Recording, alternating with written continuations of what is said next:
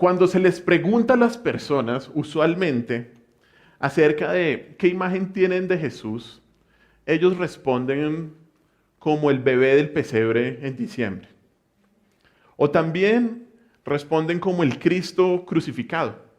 Esa es la manera en que muchas personas, incrédulos y algunos creyentes responden a esta pregunta. Y si una persona se queda con esta imagen, por un lado puede ver a Jesús como un bebé indefenso del 20 de julio, quien no puede hacer nada por sí mismo. Una idolatría total. O por el otro creen que Cristo se quedó ahí en la cruz. Y ahí está. Y estas imágenes de Cristo, aunque son ciertas y revelan verdades bíblicas fundamentales, deben ser complementadas con todo lo que Cristo es. Y una de esas imágenes vitales, una de esas imágenes fundamentales que la Escritura nos muestra al describir a Cristo es que Él es Señor. Cristo es Señor. Para nosotros, y tal vez si usted ha viajado al exterior, y más para los colombianos, y ha vivido, para nosotros la palabra Señor es muy común. Allá, cuando uno sale, la gente le dice, ¿por qué me dice Señor? Uno le dice Señor a todo. Yo digo, no, es una forma de respeto. Y a veces hemos igualado esa palabra, o más bien hemos creído que esa palabra no tiene ningún significado en la Biblia. Y le podemos además decir comúnmente Señor a cualquier persona. Pero cuando nos remitimos a la Biblia, y cuando la Biblia afirma que Cristo es Señor, se refiere a que Él es el amo, a que Él es dueño de todas las cosas y a que Él tiene autoridad sobre todo el universo y su creación. Esta verdad no es muy popular hoy en día, que Cristo sea el Señor, ya que hay algunos que creen que pueden ser cristianos, creen que pueden ser salvos, pero todavía no tienen a Cristo como Señor. Se piensa que puede haber personas que recibieron salvación cuando creyeron y cuando le pidieron perdón a Dios por sus pecados, pero que solo después de unos años tomaron en serio la vida cristiana y solo en ese momento decidieron someterse al señorío de Cristo. Recuerdo que cuando era más joven, muchas veces hacían retiros y seminarios para aceptar a Cristo como Señor, a la iglesia, porque supuestamente ya aún muchos lo habían aceptado como Salvador, pero tenían que aceptarlo como Señor y tenía que haber un paso de compromiso en que Cristo se volviera el Señor. Pero es una incongruencia pensar que Cristo puede dar salvación, que Cristo puede cambiar el corazón, hacer una nueva persona y la persona puede seguir viviendo como si Cristo no fuera el Señor, como si no hubiera que obedecer al Señor. Es una incongruencia total esto. Y este pensamiento ha creado una serie de personas que piensan que creen, pero realmente que no creen. Piensan que son salvas, pero realmente están condenadas. Porque si no están obedeciendo al Señor, porque si no están obedeciendo sus mandamientos y más bien están viviendo una vida contraria a lo que Él dice y pecando, practicando el pecado, pues muestran que Cristo no es el Señor. Y por eso hoy vamos a estudiar una sección de la Escritura que nos mostrará lo que implica que Cristo sea nuestro Señor y cómo eso se debe reflejar en la vida de una persona. Vamos por favor a Colosenses capítulo 2, versículos 6 y 7. Y el tema de hoy, como está aquí proyectado, se llama lo que implica el señorío de Cristo. Lo que implica el señorío de Cristo. Dice así la palabra de Dios. Por tanto, de la manera que habéis recibido al Señor Jesucristo, andad en Él, arraigados y sobreedificados en Él, y confirmados en la fe, así como habéis sido enseñados, abundando en acciones de gracias. Y en estos versículos, Pablo exhorta a la iglesia acerca del estilo de vida que deben vivir, acerca del estilo de vida que deben tener.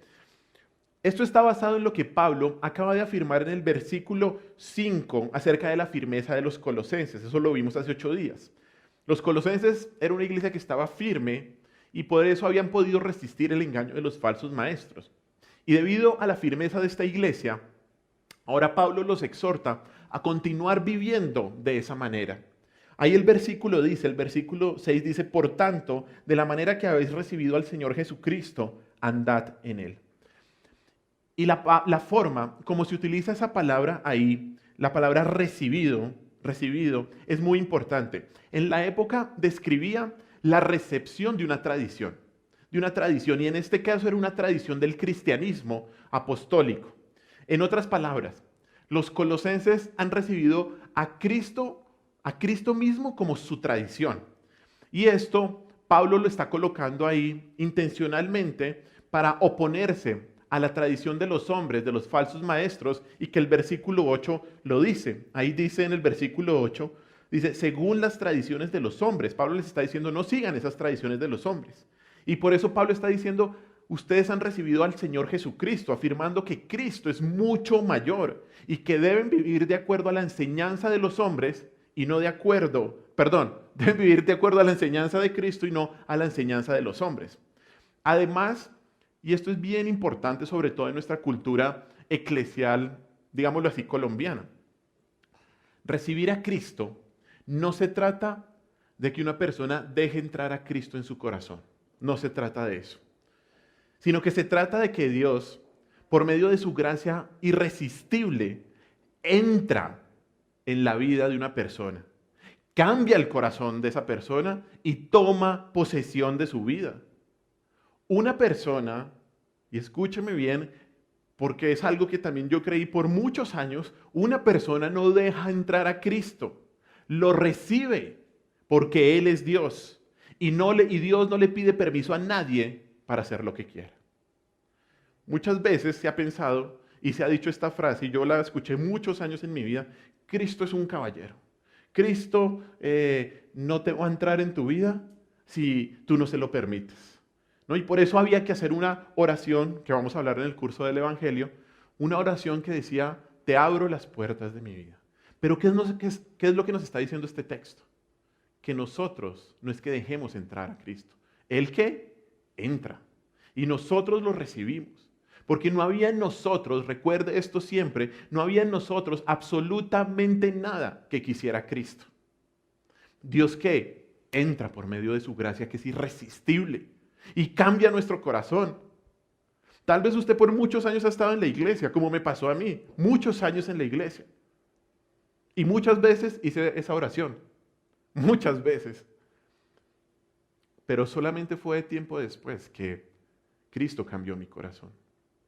Por lo tanto, cuando el texto nos dice que los colosenses han recibido al Señor Jesucristo, significa que Él ha llegado a ellos.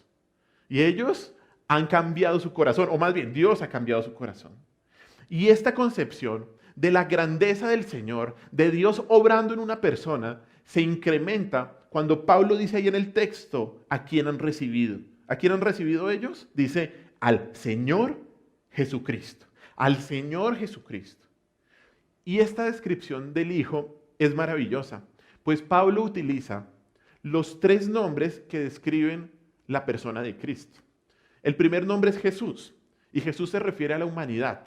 El segundo nombre es Cristo, y describe su misión como Salvador. Y el tercer nombre es Señor, que indica ¿qué? Su divinidad. Jesucristo el Señor, o el Señor Jesucristo, como lo coloca Pablo. Y aunque seguramente estos 3 nombres fueron utilizados por Pablo para afirmar una vez más en los colosenses la grandeza de Cristo, el énfasis en este texto es que Cristo es ¿qué? El Señor. Cristo es el Señor. Y que Jesucristo sea el Señor implica específicamente para los colosenses reconocer que Jesús es el todopoderoso Dios y Rey. Él no es un héroe divino, no es un Dios familiar menor o un Dios más en el panteón de señores y dioses que tenían los griegos y los romanos. Y esto es lo que Pablo ha afirmado en todo el primer capítulo. Si recuerda nuestro recorrido por Colosenses, hemos visto que Cristo es suficiente. que Él es la imagen del Dios invisible, que todo fue creado por Él y por medio de Él. Y cuando Pablo dice que Jesucristo es Señor, está afirmando todo el argumento de la carta. Y por lo tanto, mire su Biblia, dice el versículo 6, habéis recibido al Señor Jesucristo, por tanto, ¿qué? Andad en Él. Andad en Él. ¿Qué significa esa palabra andad? Significa simplemente vivir. Vivir en Cristo en este caso. Y exhorta al creyente a vivir de acuerdo con el señorío de Cristo. Dice, por lo tanto, ya que ustedes han recibido al Señor Jesucristo, andad en Él. Si han recibido a Cristo, deben andar en Cristo. Y esto resume todo el argumento central de la carta de Colosenses, que es este: Jesucristo es el Señor. Él está sobre todo. Él es suficiente para el creyente. Y si Él es el Señor, el creyente debe vivir de acuerdo con el señorío de Cristo. Jesucristo es el Señor. Jesucristo es Dios. Jesucristo es suficiente para el creyente. Y si el creyente dice que realmente Cristo es el Señor, debe vivir de acuerdo a lo que el Señor mande. Nosotros somos siervos de Cristo. Nosotros no somos el Señor de Cristo. Nosotros no debemos ni tenemos ningún derecho para ordenarle nada a nuestro Señor. ¿Qué hace un siervo? Va y le dice al rey: oiga, me parece que está mal como el reino. ¿Me parece que usted me debería dar esto? No. ¿Qué hace el siervo? El siervo se somete al señorío de Cristo. Jesucristo es el Señor.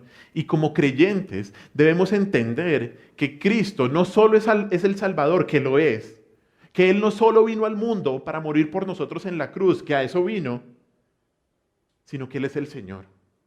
Claro que Cristo es el Salvador. Claro que vino a morir en la cruz por nosotros, pero es un Salvador que también es Rey y Señor. Es Rey y Señor. Y sus mandamientos y su palabra deben ser obedecidos. ¡Qué idolatría tan terrible!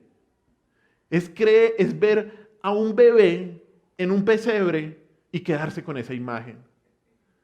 ¡Qué idolatría tan terrible, tan horrible es esa! De creer eso y de adorar eso. Una persona no puede decir que es cristiano si piensa que Cristo es su Salvador solamente, o se quedó ahí en el pesebre, pero no obedece al Señor con todos sus mandamientos. Y si Cristo es realmente el Señor, no hay nada que deba desplazarlo de su lugar de preeminencia en la vida del creyente. Andar en Cristo significa que hemos sido transformados por Cristo, y eso se ve en el modo en que viven los cristianos. Por ello Pablo, en el versículo siguiente, en el versículo 7, va a explicar de qué se trata vivir bajo el señorío de Cristo. ¿En qué consiste esto? ¿Qué significa que Cristo sea nuestro Señor? Y lo va a hacer por medio de explicar 4 acciones, por medio de mencionar 4 acciones que deben caracterizar a un creyente. Así que hoy estudiaremos 4 efectos. 4 efectos que deben tener el señorío de Cristo en una persona. 4 efectos que debe tener el señorío de Cristo en una persona con el propósito de evaluar si estamos andando en Él. 4 efectos que debe tener el señorío de Cristo en una persona con el propósito de evaluar si realmente estamos andando en Él. Y el primer efecto del señorío de Cristo en el creyente es que tiene certeza de la salvación. Tiene certeza de la salvación. Mire cómo empieza el versículo 7. Arraigados en Él. Solamente vamos a estudiar esa palabrita, arraigados. Arraigados. La primera metáfora que Pablo utiliza para explicar el andar del cristiano es descrita con esa palabra arraigados. Esta es una metáfora que es tomada de la agricultura, de la labor de los agricultores en esa época y también hoy en día. Esa palabra, arraigados, significa literalmente echar raíces, echar raíces. En sentido figurado, significa volverse estable o estar fuertemente establecido. Además, En este versículo, y vamos a estudiar bastante esto, la forma en que está escrita la palabra es muy importante. La forma en que Pablo escribió esta palabra en la gramática es muy importante. Es un verbo, y vamos a recordar algunas clases de español en el día de hoy, es un verbo que es perfecto pasivo. Usted se preguntará, ¿y a mí qué con eso de la pasiva? ¿No? Pero es bien importante. Aquí me voy a desquitar de mis clases que me dieron en el seminario. Que el tiempo del verbo sea perfecto significa que es una acción completada en el pasado con efecto continuo, en el presente y en el futuro. Eso es lo que significa un verbo perfecto. Una acción completada en el pasado que tiene efecto continuo. Es decir, y esto es lo importante, una persona arraigada en Cristo fue arraigada en el pasado y siempre permanecerá arraigada. Siempre permanecerá arraigada. Eso es increíble. Y la segunda implicación de esta palabra es que está en voz pasiva. ¿Y qué significa esto? Que la fuerza de la acción del verbo, o sea, de estar arraigado, es externa. La fuerza no es por la persona, sino es una fuerza externa. Y esto significa que la capacidad para estar arraigados provino ¿de quién? De afuera de mí, de una fuente externa. Entonces, una persona, y aquí va lo importante de estudiar gramaticalmente la Biblia, una persona no puede por sí mismo estar arraigada. ¿Cierto que no? No. Una persona no decide estar pegada a Cristo. Es Dios quien establece y fija a quien Él quiere a Cristo. Es Dios, es Dios. Y esa verdad permanece por siempre, porque es una acción que Dios ha hecho en el pasado y que va a permanecer continuamente, no acaba. Y este versículo presenta la verdad innegable que no se puede perder la salvación.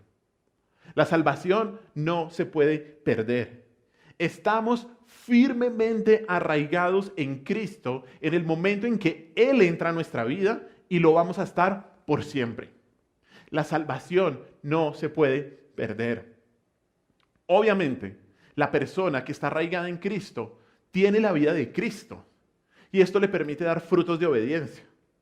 Esto le permite dar frutos de una obediencia. Pero una persona que no vive en obediencia a Cristo como Señor y que practica el pecado, pues obviamente deja dudas si es verdaderamente creyente. Deja bastantes dudas. Esto es muy importante entenderlo.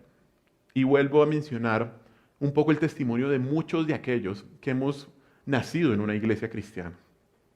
Muchos saben vivir como cristianos. Muchos saben comportarse dentro de la iglesia. Muchos incluso empiezan a servir en algún ministerio de la iglesia. Pero porque saben la vida, cómo comportarse. Pero realmente su corazón no ha cambiado. Realmente sus motivaciones son pecaminosas. Realmente pueden incluso estar practicando el pecado. Y nadie lo sabe, porque además son los hijos de una figura de la iglesia. Y eso puede pasar, y eso pasa mucho. Solamente hasta que Cristo entra en la vida, cambia el corazón, es que una persona es realmente salva. Y en ese momento, una persona es realmente cambiada, salva y con real seguridad de salvación. Entiende que si yo estoy arraigado, no es por mí. Si estás en Cristo, no es por ti. Si vas al cielo, no es por ti. Si Dios ha cambiado tu manera de vivir, no es por ti, es por Cristo. Y es solo por Él que tenemos la seguridad de que fuimos arraigados, plantados, sembrados en el jardín de Dios y no hay nadie que nos quite de ahí. No hay nadie que nos quite de ahí. El verdadero creyente tiene a Cristo como su Señor. Y aunque pueda pasar por momentos difíciles, incluso momentos de duda, se repone porque tiene la vida de Cristo y está arraigado a Él. Miremos lo que dice Juan 10, 27 al 28. Juan capítulo 10, 27 al 28.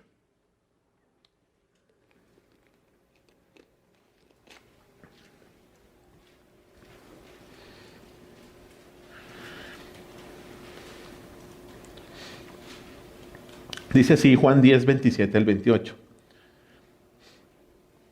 Mis ovejas, ¿qué? Oyen mi voz. Y yo las conozco y me siguen. Y yo les doy, ¿qué? Vida eterna.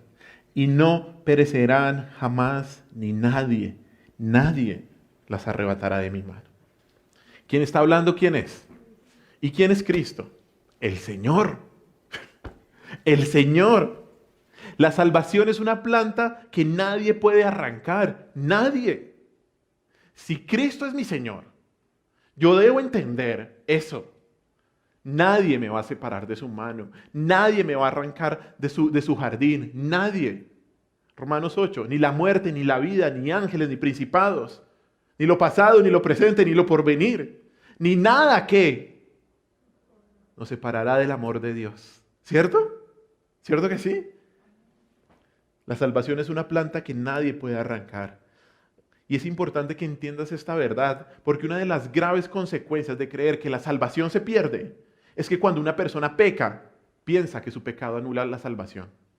Y en vez de ir en pos de Cristo, por perdón, la persona se siente indigna y se enfoca en su comportamiento y deja de ver al Señor Jesús. Pierde de vista a Cristo y pierde su oferta de limpieza. Cree que se tiene que ganar la salvación. No es así. Pero cuando una persona entiende que la salvación no se pierde, cuando peca, va corriendo a Cristo y acepta su oferta de limpieza y de esa manera no practica el pecado. Saber que estamos arraigados en Cristo nos rescata de la desesperación y de darnos por vencido, porque la obra la hace Él. Ya vamos a hablar más adelante de eso. Pero miren este versículo, Efesios capítulo 3, versículo 17 al 19. Efesios capítulo 3, 17 al 19. Dice así la palabra. Para que habite Cristo por la fe en vuestros corazones, a fin de que, arraigados y cimentados en amor, seáis plenamente capaces de comprender con todos los santos cuál sea la anchura, la longitud, la profundidad y la altura, y de conocer el amor de Cristo, que excede a todo conocimiento, para que seáis llenos de toda la plenitud de Dios. Estamos profundamente arraigados en la tierra del amor de Cristo, y solo así podemos crecer fuertes y macizos. Una persona que duda de su salvación o una persona que cree que la salvación se pierde, puede hacerlo por dos cosas. Una, no tiene una correcta enseñanza de la palabra de Dios.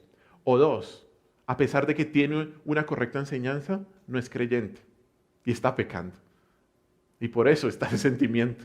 La persona piensa que no es salva y seguramente no lo es. Como muchos, y ahorita lo mencionaba, muchos que creen que por estar en la iglesia, que por ser hijos de un buen cristiano, son creyentes. No es así. No es así. La salvación es que individual. Como dice alguien, Dios no tiene sobrinos. Dios solo tiene hijos. O nietos, algo así. Pero me entendió. Si Cristo es su Señor, usted está arraigado en Él.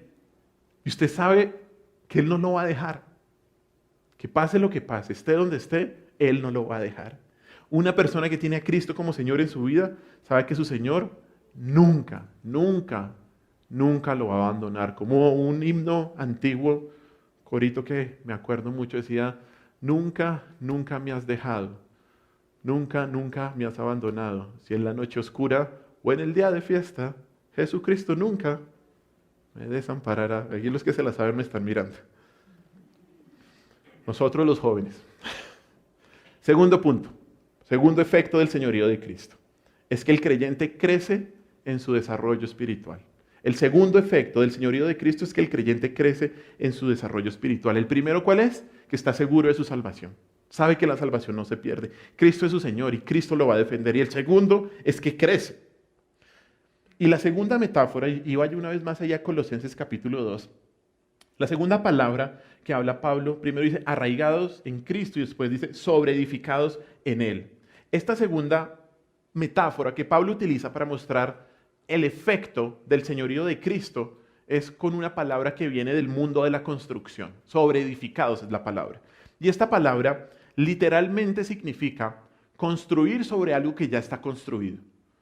Construir sobre un fundamento. Y en la Biblia se utiliza esta palabra en sentido figurado para mostrar o describir mostrar cómo una persona es edificada espiritualmente o promover el crecimiento del carácter cristiano. Y la razón por la cual Pablo dice sobre edificar y no dice edificar es que ya hay un fundamento puesto y ese fundamento es Cristo. Miremos lo que dice 1 Corintios 3 del 10 al 11. 1 Corintios 3 del 10 al 11.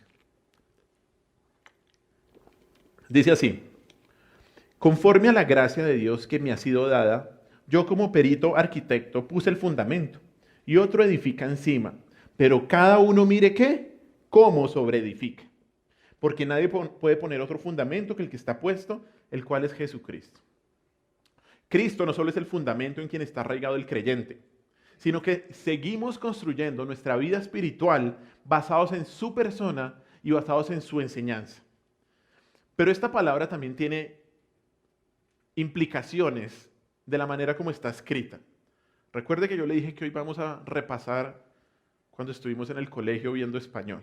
Al igual que con la palabra arraigados, aquí también es importante ver cómo está escrita esta palabra.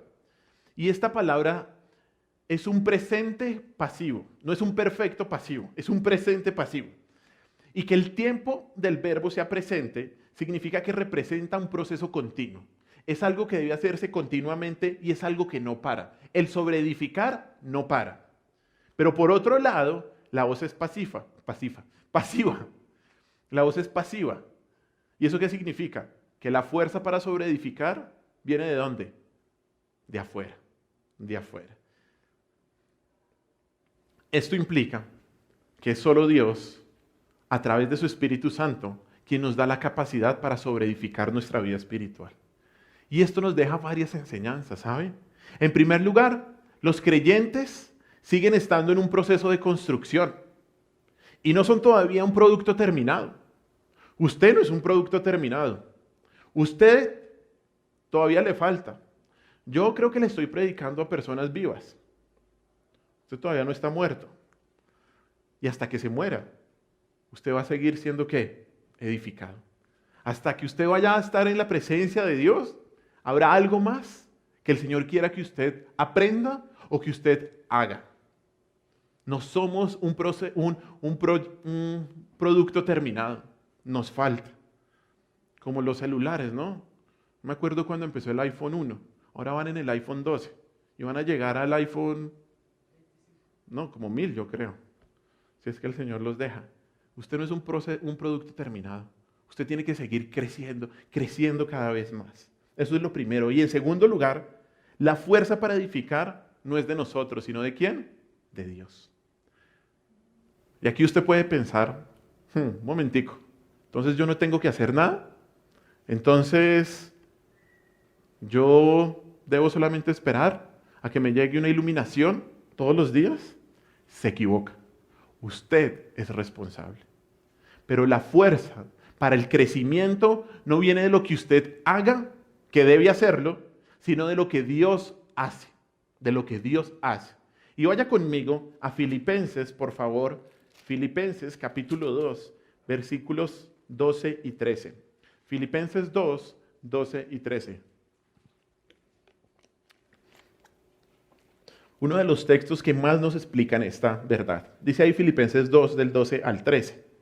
Dice: por tanto, amados míos, como siempre habéis obedecido, no como en mi presencia solamente, sino mucho más ahora en mi ausencia, ocupaos en vuestra salvación con temor y temblor. Y el 13, porque Dios es el que en vosotros produce así el querer como el hacer por su buena voluntad. ¿Ve claramente la verdad en estos dos versículos? ¿Qué dice en el versículo 12? Y le dice a los filipenses, en este caso, que los filipenses habían siempre ¿qué? Obedecido. Y como han siempre obedecido, ¿ellos qué deben hacer? Ocuparse en la salvación, o sea, obedecer al Señor. Y después el versículo 13, ¿qué dice? porque Dios es el que en vosotros coloca el querer como el hacer. ¿Usted lo entiende? En mi mente no, ¿cierto? Pero ¿cómo así, David? ¿Cómo así? En mi mente no lo entiendo.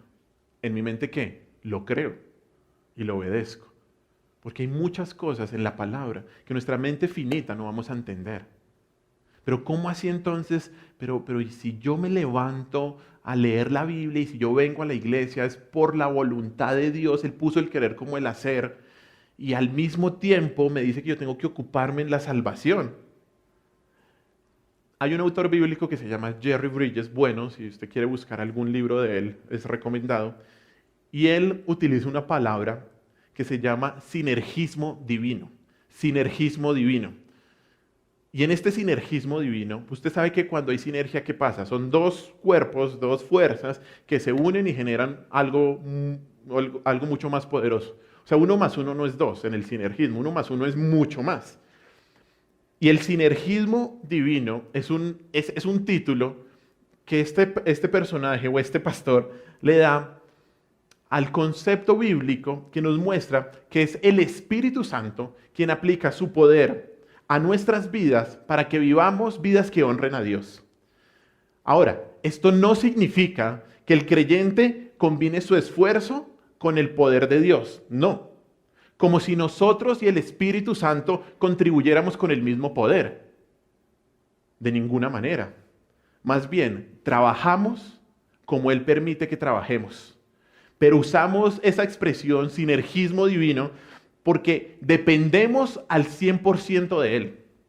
Dependemos al 100% de su poder para participar en la obra. Mire otro versículo, Salmo 127.1. Salmo 127.1. Dice así. Y aquí lo podemos entender un poco más. Un versículo que usted seguro ha escuchado. Dice, Salmo 127.1. Si Jehová no edificare la casa, en vano trabajan los que la edifiquen. Si Jehová no guardare la ciudad, ¿en vano qué? Vela la guardia. ¿Qué tiene que hacer el vigilante? Vigilar. ¿Qué tiene que hacer el constructor? Construir. ¿O no? ¿Qué tiene que hacer el creyente? Creer, obedecer.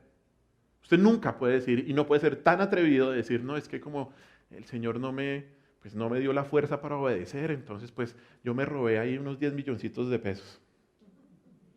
El Señor no me dio la fuerza para ser fiel a mi esposa, entonces no, nunca. Aquí se muestra en este texto y en los que hemos leído que la participación del Señor no es de ayuda, no, sino de ¿qué? Construir la casa y de velar por la ciudad, ¿cierto? Pero al mismo tiempo, el constructor construye y el vigilante ¿qué? Vigila. El vigilante cumple su responsabilidad. Dios guarda la ciudad. Y el mensaje del versículo es que el Señor no solo ayuda al constructor y al centinela, no solo ayuda al creyente, sino que está totalmente involucrado con ellos en este sinergismo divino. Él proporciona todo el poder habilitador y ellos hacen todo el trabajo tangible. Y esto es lo que significa ser sobreedificado en Cristo. Él nos proporciona el poder y nosotros vamos creciendo en nuestra vida espiritual. ¿Pero por qué? Porque Cristo es nuestro Señor. Una persona que tiene a Cristo como su Señor, edifica su vida. Es una clara muestra, es un claro efecto, es una clara consecuencia de que Cristo es el Señor y que tiene nueva vida para obedecerle. Hay un componente fundamental, un componente vital en esta edificación que Dios utiliza. Vaya conmigo a Hechos 20:32. Hechos capítulo 20, versículo 32. Dice así: y ahora, hermanos, os encomiendo a Dios y a la palabra de su gracia, que tiene poder ¿para qué? Para sobreedificaros y daros herencia con todos los santificados. La Escritura es la palabra de la gracia de Dios para poder vivir y crecer en semejanza a Cristo. Ahí dice, os encomiendo a la palabra de su gracia ¿para qué? Para ser sobreedificados, para crecer. Si una persona tiene a Cristo como su Señor, Él mediante la palabra le proveerá la fuerza para seguir creciendo en el conocimiento de nuestro Señor y de nuestro Salvador Jesucristo. Ese es el objetivo de la vida. Y la palabra de Dios es el medio de gracia de Él que nos lleva a crecer. Es la palabra de su gracia. El edificio de la vida del creyente, de la vida del cristiano, crece continuamente mediante la dirección y la capacitación que ejerce Dios mismo a través de su palabra para que nosotros, ¿qué? Crezcamos. Es 100% el trabajo de Dios, 100% nuestra responsabilidad. Un creyente, un verdadero creyente que tiene a Cristo como su Señor, está creciendo. Está creciendo en la fe. A pesar de las situaciones difíciles, en las situaciones buenas, en todo momento, está creciendo, está arraigado y está creciendo. Ese es el segundo efecto del señorío de Cristo.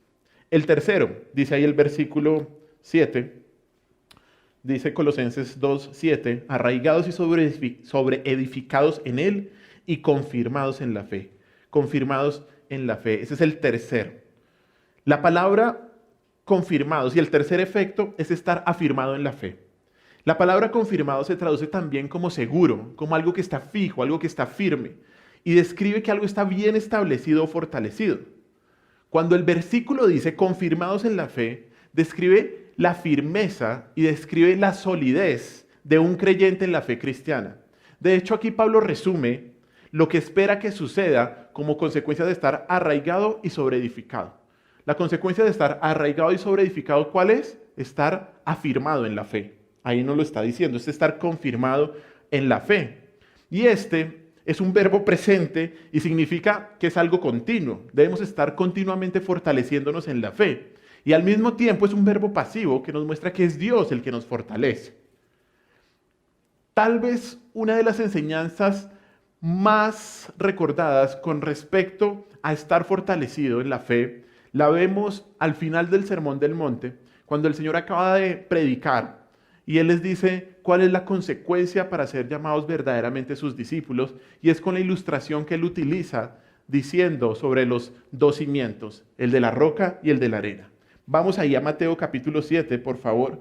Mateo capítulo 7, versículos 24 al 27. Mateo capítulo 7, versículos 24 al 27. Dice Mateo capítulo 7, 24 al 27. Póngale mucha atención.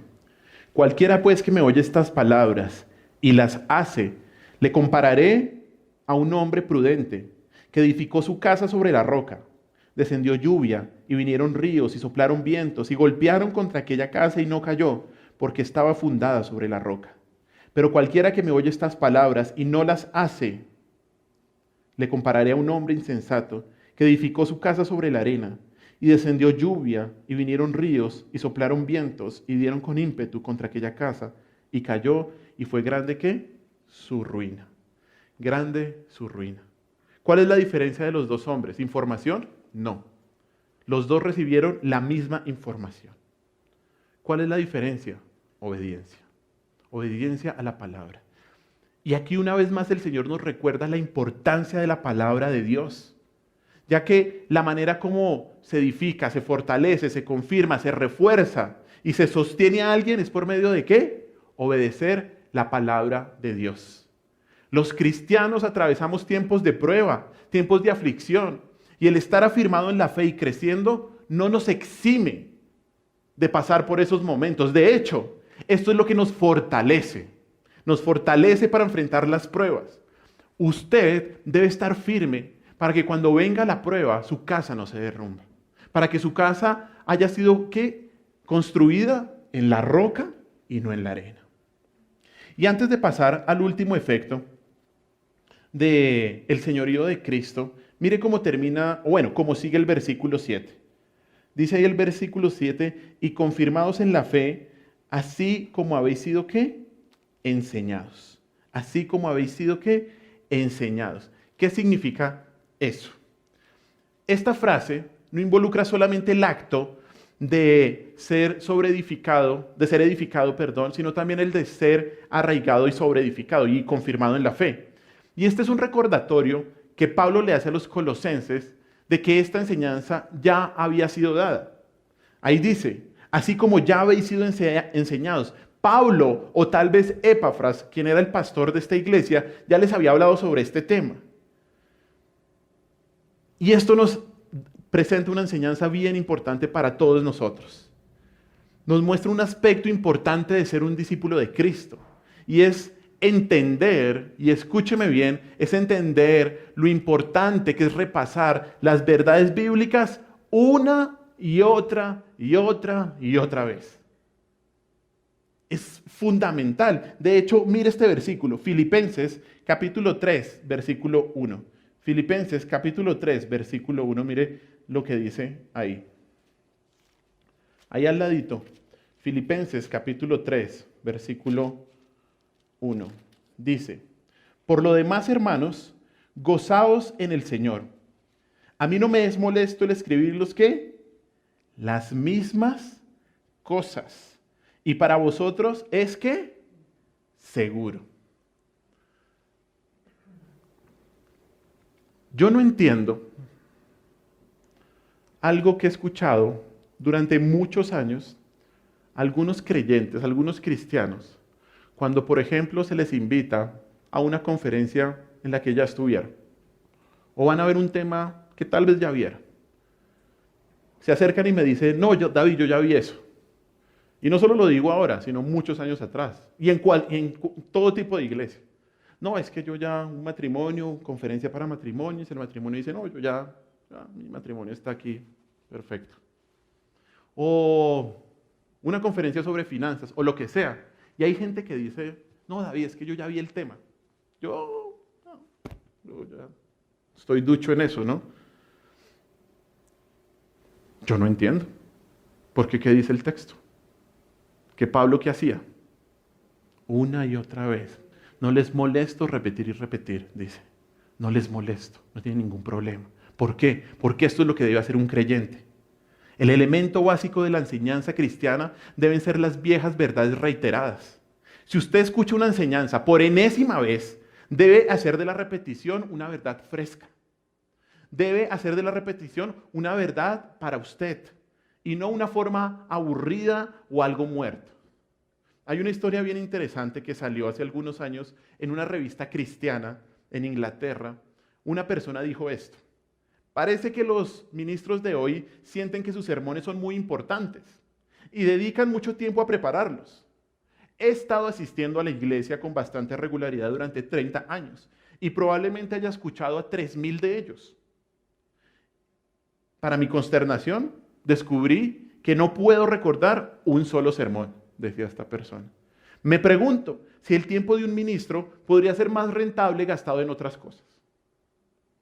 Luego de esa nota, la revista publicó varias respuestas, pero hubo una que llamó mucho la atención. Dice así: he estado casado durante 30 años y durante este tiempo he comido 32,850 comidas. Las puso, es verdad, les doy el dato si quieren. La mayoría cocina de mi esposa. De repente descubrí que no puedo recordar el menú de una sola comida. Y sin embargo, tengo la clara impresión de que sin ellas me habría muerto de hambre hacía mucho tiempo. Recibí alimento de cada una de ellas. ¿Qué va a hacer usted? A la palabra, a la oración. Que hay otra vez curso de evangelismo por 10ª vez. Bueno, ¿qué está haciendo usted el martes? ¿Viendo la novela? Bueno, y se lo digo con mucho cariño. Usted sabe que yo los quiero mucho. Pero eso es lo que debemos hacer a la palabra y a la oración, a mirar las mismas verdades repetidas. Si se convierten en aburridas para nosotros, no es problema del pastor ni de la palabra. ¿Listo? Pequeña exhortación, con mucho amor, pero es porque lo dice la palabra. ¿Listo? Cuarto efecto. Vamos, 3 efectos del señorío de Cristo. Primero, certeza de la salvación. Segundo, crecer continuamente. Tercero, estar afirmado en la fe. Y cuarto efecto, mire lo que dice su texto: abundando en acciones de gracias, dice ahí. Ese es el cuarto efecto de tener a Cristo como Señor, abundando en acciones de gracias. Pablo concluye su enseñanza afirmando que una persona que vive bajo el señorío de Cristo abunda ¿qué? En acciones de gracias, en acciones de gracias. Y esa palabra abundando significa exceder o rebosar y describe algo como un río que se desborda de su cauce. Es algo que se sale fuera, es como si usted tuviera un vaso y ya se rebosa. Eso es lo que significa la palabra abundando. Y contrario a las primeras tres acciones, y esto es bien interesante, contrario a las primeras tres acciones en donde el verbo es pasivo, este verbo es activo. ¿Y qué significa eso? Pues lo que significa es que la acción, ¿quién la hace? El creyente. La acción la hace el creyente. La acción no la hace Dios, sino la debe hacer el creyente. Y esto nos enseña que la gratitud es la manifestación espontánea de tener a Cristo como Señor. La gratitud es la manifestación espontánea de tener a Cristo como Señor. Un creyente que tiene sus raíces bien firmes en Cristo, bien firmes en su verdad, que está creciendo constantemente y que está siendo fortalecido en la fe, tiene una gratitud desbordante. El agradecimiento, de hecho, es un tema prominente en la Biblia. Solo en los Colosenses se mencionan 4 veces y se exhorta a los creyentes a ser agradecidos. Mire lo que dice Colosenses, vamos ahí, solamente por mencionar, Colosenses capítulo 1, versículo 3. Dice, siempre orando por vosotros, damos gracias a Dios, Padre de nuestro Señor Jesucristo. Ahí dice que oraba y daba gracias. Otro versículo, más adelante, versículo 12, Colosenses 1, 12. Con gozo, dando gracias al Padre que nos hizo aptos para participar de la herencia de los santos en luz. Daba gracias, ¿por qué? Porque Pablo tenía parte en la herencia celestial. Otro versículo en Colosenses, capítulo 3, versículo 17. Mire lo que dice. Y todo lo que hacéis, sea de palabra o de hecho, hacedlo todo en el nombre del Señor Jesús, dando ¿qué? Gracias. Todo lo que usted haga tiene que hacerlo dando ¿qué? Gracias. Y otro más, Colosenses 4, versículo 2. Perseverad en la oración, velando en ella, ¿cómo? Los cristianos debemos ser los hombres y las mujeres más agradecidos del mundo entero. Son muchos los motivos por los cuales el creyente debe dar gracias a Dios. Por ejemplo, las bendiciones materiales, las bendiciones temporales son motivo de agradecer al Señor. Él nos da la vida, Él nos da la salud, Él nos sustenta cada día y en muchas ocasiones nos da más de lo que necesitamos y no de lo que merecemos, porque no merecemos nada. Pero más allá de las bendiciones temporales, más allá de las bendiciones terrenales, debemos estar agradecidos con Dios por sus bendiciones espirituales. Ante todo, debemos estar agradecidos por su regalo de salvación. El ser humano solo merece la eternidad en el infierno. Y cuando éramos enemigos de Dios, Él tuvo misericordia de nosotros y por medio de su gracia nos permitió arrepentirnos y creer en Cristo como Señor y como Salvador. Y eso debe ser motivo suficiente de agradecimiento. Si tienes la salvación, no te falta nada. Tienes el cielo. Eso es motivo suficiente de agradecimiento. Pero además, si tenemos a Cristo, tenemos a Dios y hemos sido adoptados en su familia, tenemos la iglesia, Él nos ha dado el Espíritu Santo y tenemos muchas otras bendiciones espirituales. Pero también debemos agradecer no solo por lo positivo, sino también por las cosas difíciles que nos pasan. La Escritura nos exhorta a estar agradecidos por los momentos de prueba y aflicción por los que pasamos. ¿Por qué? ¿Por qué debemos estar agradecidos por eso? La respuesta es esta: porque incluso las cosas malas trabajan juntas para el bien supremo de los que aman a Dios. Las cosas malas trabajan para nuestro bien. ¿Qué es lo que dice Romanos 8:28? Vamos ahí, por favor. Romanos 8:28. Miremos lo que dice ahí.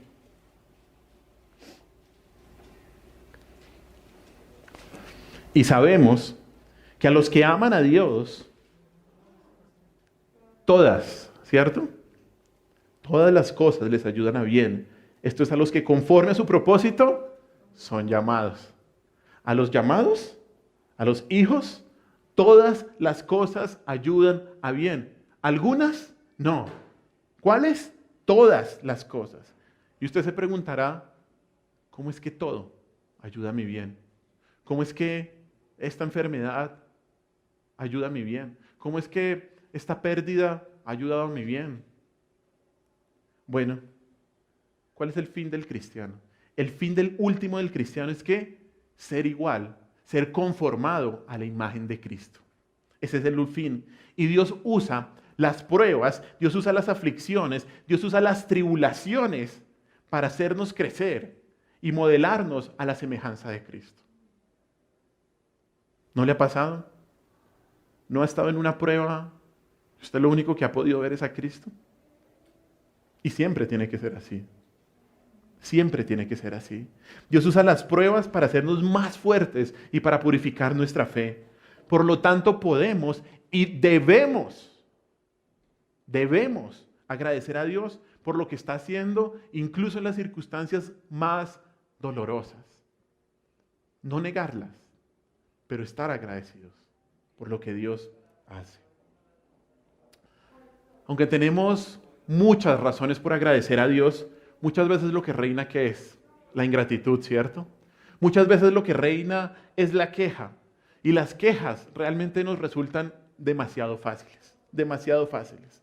Y en lugar de mirar lo que falta en nuestra vida, debemos aprender a agradecer a Dios en todo, dándonos cuenta de que Dios, y escúcheme bien, Dios no nos debe nada.